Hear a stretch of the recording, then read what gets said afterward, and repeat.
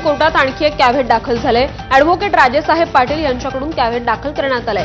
मराठा समाजाची बाजू ऐकल्याशिवाय आरक्षणाच्या जीआरबाबत कोणताही निर्णय घेऊ नये म्हणून हे कॅव्हेट दाखल करण्यात आलेलं आहे। तर राज्य सरकारनंही एक कॅव्हेट दाखल करावं अशी मागणी अॅडव्होकेट राजेसाहेब पाटील यांनी केली आहे।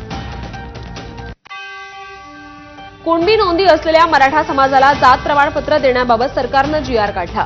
या जीआरला आव्हान देण्याच्या तयारीत ओबीसी संघटना आहेत। मराठ्यांना कुणबी प्रमाणपत्र देण्याच्या निर्णयाला आव्हान देण्यासाठी गेल्या वर्षीच्या याचिकेत सुधारणा करून देण्याची मागणी संघटनांकडून करण्यात आली आहे। त्यावर कोर्टानं शुक्रवारपर्यंत सुधारित अर्ज करण्याची सूचना केली। अर्जाबाबत कोर्ट निर्णय घेऊन सोमवारी सुनावणी करणार आहे। तर त्याचवेळी मराठवाड्यातील मराठा समाजाच्या नागरिकांना हैदराबाद गॅझेटच्या आधारे कुणबी प्रमाणपत्र देण्यासाठी प्रशासनाची लगबग सुरू आहे। 17 सप्टेंबर म्हणजे मराठवाडा मुक्ती संग्राम दिनाच्या दिवशीच दाखल्यांचं वाटप करण्याचं नियोजन प्रशासनाकडून करण्यात येत आहे। विभागीय स्तरावर त्यासाठी प्रयत्न केले जात आहेत। दाखले देण्याची प्रक्रिया राबवण्यासाठी पुढील 2 दिवसात तलाठी, ग्रामसेवक, सहाय्यक कृषी अधिकारी यांच्यासाठी खास प्रशिक्षण आयोजित करण्यात येणार आहे। बिहारप्रमाणे महाराष्ट्रातही मतदार याद्यांची सखोल फेर तपासणी आता होईल। निवडणूक आयोग देशभरात मतदार याद्यांची सखोल फेर तपासणी करण्याच्या तयारीत असल्याची माहिती समोर आली आहे। या संदर्भात सर्व राज्यांच्या मुख्य निवडणूक अधिकाऱ्यांची परिषद नुकतीच संपन्न झाली। या परिषदेत देशभरातील मतदार याद्यांच्या फेर तपासणीसाठी आयोगाकडून आढावा घेण्यात आला। दरम्यान स्थानिक स्वराज्य संस्थांच्या निवडणुकीपूर्वीच मतदार याद्यांची फेर तपासणी होण्याची शक्यता आता व्यक्त केली जाते। हैदराबाद गॅझेट नोंदणीनुसार प्रमाणपत्र वाटपासंदर्भात ज्या गाव पातळीवर समित्या तयार करण्यात आल्या आहेत त्यांना आज प्रशिक्षण दिलं जाणार आहे। शासकीय पातळीवरून ज्या सूचना येतील त्या सूचनांच्या आधारावर हे प्रशिक्षण दिलं जाईल आणि त्यानंतर अर्ज स्वीकारणं, प्रमाणपत्र वाटपाची प्रक्रिया सुरू होईल असं छत्रपती संभाजीनगरचे जिल्हाधिकारी दिलीप स्वामी यांनी सांगितलंय। ग्राम पातळीवर एक समिती गठीत करण्यात आलेली आहे। त्या समितीमध्ये ग्राम महसूल अधिकारी, ग्रामपंचायत अधिकारी यांचा समावेश आहे। त्या समितीच्या कामकाजाबद्दल प्रशिक्षण घ्यावं अशा सूचना कालच शासनाने निर्गमित केलेल्या आहेत।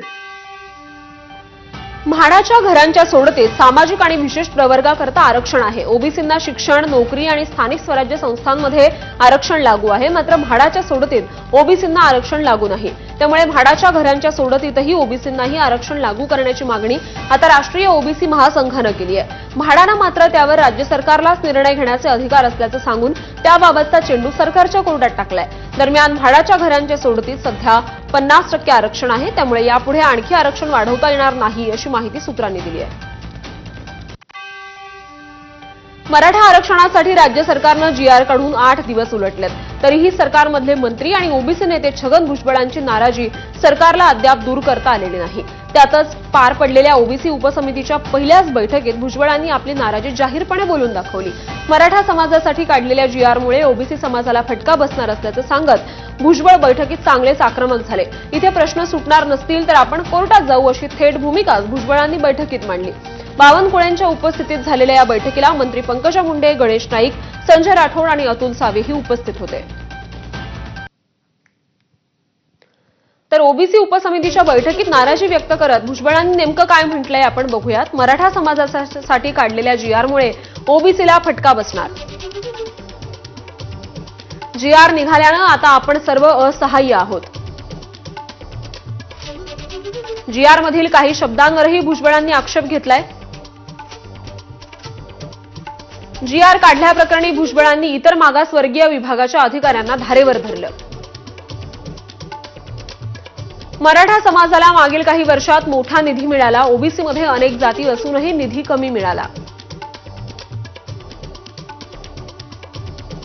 मागील 20 वर्षात ओबीसींना अतिशय कमी प्रमाणात निधी मिळालेला आहे असं भुजबळांनी म्हटलंय।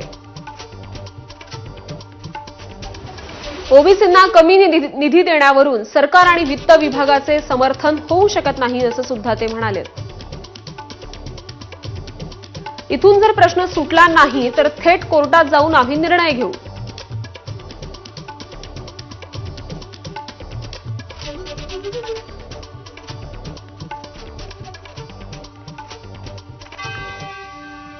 तर दुसरीकडे नाराज मंत्री भुजबळ आणि मुख्यमंत्री देवेंद्र फडणवीसांनी एकाच विमानानं मुंबई ते नाशिक असा प्रवास केला।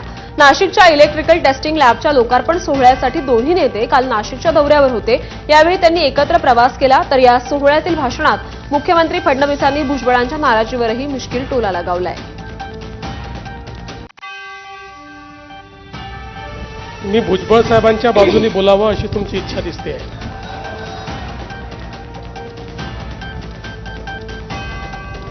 मी भुजबळ साहेबांच्या बाजूने बोलावं अशी तुमची इच्छा दिसते.